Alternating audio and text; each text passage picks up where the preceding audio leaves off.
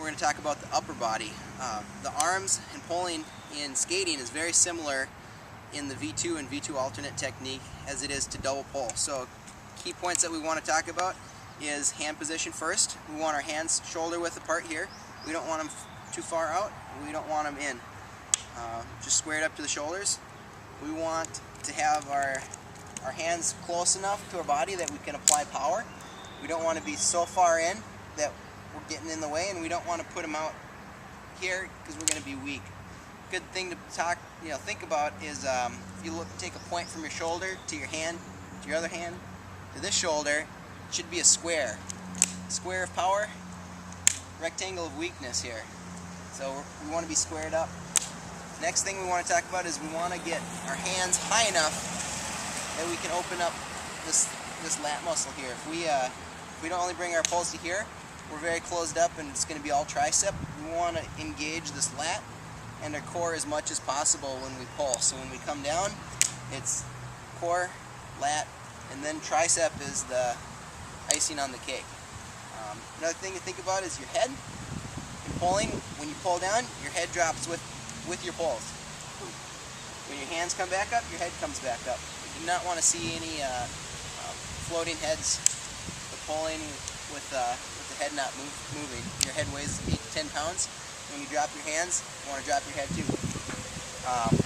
Another thing we want to think about is when we crunch in the double pulling, our shirt and our core is going to shrink up. So if I crunch, I'm going to get ripples in my shirt. If I just fold at the waist here, it's going to stay flat. So everything drops down. Power. So my hips stay over my feet. My butt does not go back.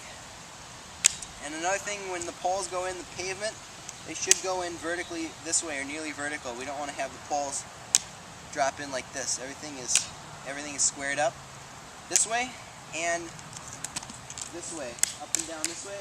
A lot of times we get people pull with an A shape. So the more vertical your pole is to the ground, the more power application you're going to get. Dude.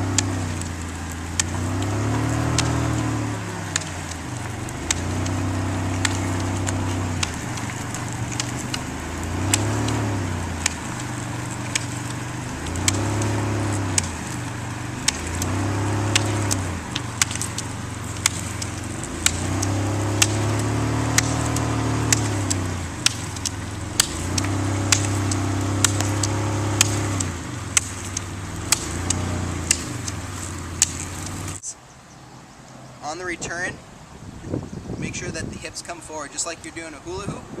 As the hands come up, hips come forward. If you, the tendency is once you get tired, the hips will just stay recessed. You want to open up the front core here. That's where a lot of power application comes from.